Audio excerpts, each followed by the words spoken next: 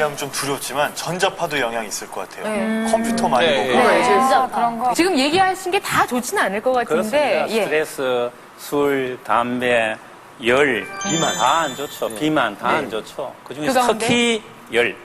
뭐 고환이 왜 말이지 위험을 무릅쓰고 몸 밖에 나왔습니까? 열이 실어서 나온 거 아니에요. 옛날에 이 우리 기차가 말이죠. 석탄으로 움직일 때가 있었어요. 그래서 화차라 그러죠. 그때는 석탄을 푸는 화부가 있었어요. 계속 석탄을 넣어야 될 거 아니에요. 그 화부들한테 그렇게도 말이지 불임 환자가 많았어요. 열을 계속 받으니까 안 좋다는 거죠. 우리 또 택시 기사들 보면은 엔진 열을 계속 받잖아요. 그래서 직업적으로 택시를 운전하시는 분들은 다른 사람에 비해서 부인을 임신시키는데 시간이 좀 더 걸려요. 열이 안 좋다는 근데 얘기. 사우나도 안 좋아요? 반신욕 이런 거 안 좋을 것 같아요. 반신욕. 사우나는 말이죠. 어떻게 하느냐가 이제 중요한 것인데요. 조교를 하세요, 조교. 아주 재밌는 그 실험 결과를 제가 하나 말씀을 드리면은 우리 목욕탕 가면 열탕이 있잖아요. 온도가 한 41도에서 43도. 그 수준의 열탕에 쥐를 갖다가 한 10분간 넣었어요. 넣고 빼고 말이죠. 이거를 하루에 2번씩 일주일에 3번을 했어요. 그래 한 달간 해봤는 거예요. 해가지고 2달 후에, 석 달 후에 봐도 정자 생산이 확 떨어져 있어요. 그런데 또 한편으로는 10분간 열탕에 넣고 뽑고 나서 이번에는 냉탕에 가죠. 18도 내지 20도. 네. 냉탕에 또 한 10분 넣고 네. 빼가지고 일주일에 3번씩 했더니 정상하고 똑같아요. 그러니까 사우나를 하더라도 항상 열탕에만 들어가지 마시고 나와서는 냉탕에 들어가고 해야 된다는 얘기입니다. 자, 열 온도가 고환에 어떤 영향을 미치는지 화면으로 준비했습니다. 저 고환이 있는 저것이 아주 새파랗게 가장 말이죠. 기온이 다른 신체 부위가 떨어져 있지 않습니까? 역시 고환은 찬게 좋다는 이야기입니다. 고환이 열을 싫어하는데 열을 그곳에 많이 발산시키는 그런 나쁜 조건이 있어요. 그게 정계정맥류라는 질병입니다. 이 정계정맥류라는 것은 고환 주위에 핏줄이 늘어나가지고 그곳에 혈이 이렇게 충만된 상태예요. 고환은 열이 싫은데 핏줄이 늘어나가 피가 많이 보였으면 떳떳한 피가 전달이 되겠죠. 그래서 이것이 계속해서 고환을 상하게 해가지고 실제로 남성 불임증의 가장 흔한 원인이 뭐냐면은 방금 말씀드린 정계정맥류예요. 이러한 정계정맥류는 어른한테 생기는 게 아니에요. 청소년한테 잘 생기는 겁니다. 고환 주위에 있는 그 아주 실핏줄들이 피가 올라가야 할 피가 거꾸로 역류해가지고 주위에 보여가지고 100명 중에 15명이 저런 걸 갖고 있어요. 그런데 저런 게 있을 때는 아무런 통증이 없기 때문에 몰라요.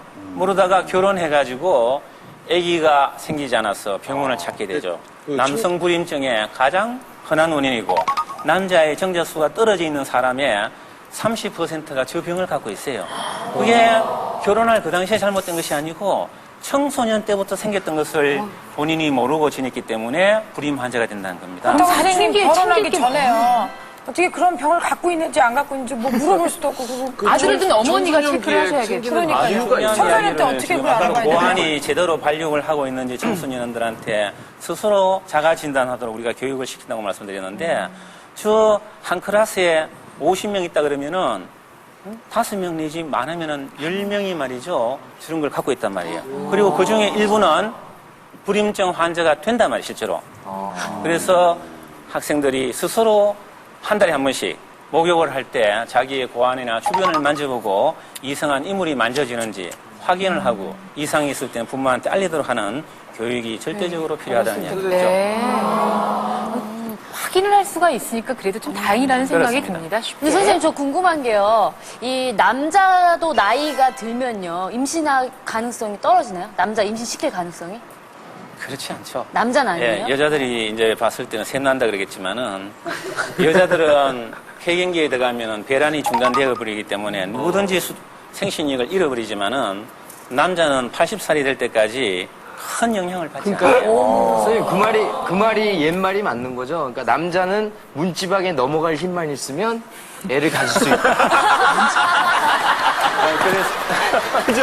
예, 맞죠? 예, 그래서 그러면은 제가 질문 한번 해보겠습니다. 이 신랑이 60대예요. 그리고 신부가 20대예요. 그죠? 그 다음에 두 번째 커플은 연상의 여인. 신부는 30대, 신랑은 20대예요. 세 번째 커플은 신랑도 30대, 신부도 30대예요. 누가 빨리 임신할까요? 지금 첫 케이스죠. 어린 신부? 아이, 좀. 그거는 이유가 뭐죠? 네, 이런 아니 거는 이게 제가 뭐 박사는 아니니까 그 구체적인 이유는 모르겠습니다만 생식적으로 제일 맞는다고 보죠. 젊은 여자가 좋다 이거 아니에요? 지금 아니. 말씀하시는 게. 그런 거는 저 박사가 뭐 이렇게- 아니시면 우리 권 박사님이 좀. 그 권 박사님한테 한번 여쭤보니까 어떨까요? 권 우리 박사님은 나는 기대가 되는 게 입술이 너무 섹시하대요. 지금 뭐. 정도는 아니지만 남자가 60이고 여자가 20대 네. 가장 생식 잘 될 것 같아요. 여자가 아무래도 배지가 좋으니까 그러지 않을까 생각해요. 글쎄, 요 정답은 뭔가요? 이 여자를 임신시키는 것은 말이죠.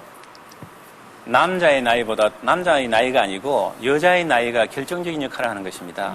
여자는 수태력이 30대 후반이 되면 확 떨어져 버려요.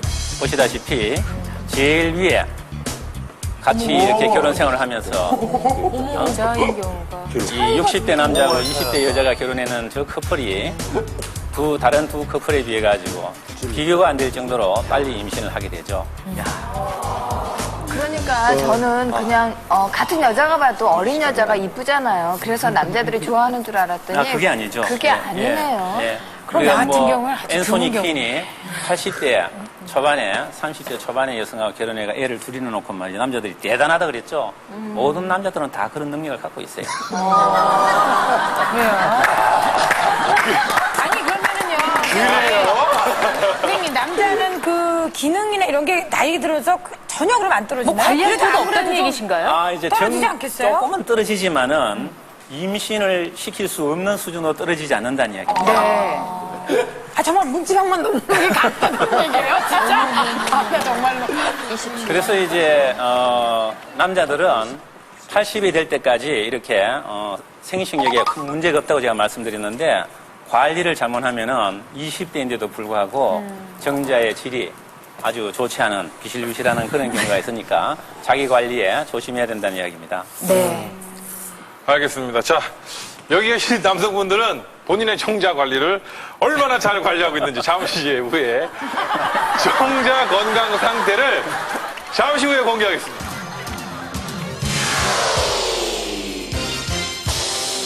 남자의 정자가 위태롭다. 과연 비타민 식구들의 정자 건강 상태는? 첫 번째 간단한 문진 검사. 나이, 결혼 여부, 운동량, 음주, 흡연 등 기본 사항을 점검하고. 두 번째 정액 검사. 먼저 출연자들의 정액을 채취했는데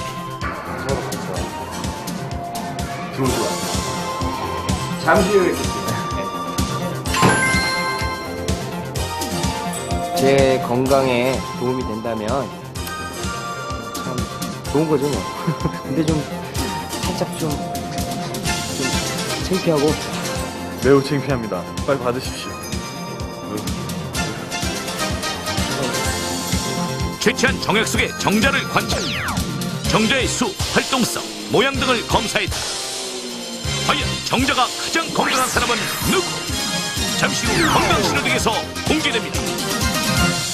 네, 튼튼한 정자 하나가 여러분에게 크나큰 행복을 가져다 드릴 수 있습니다.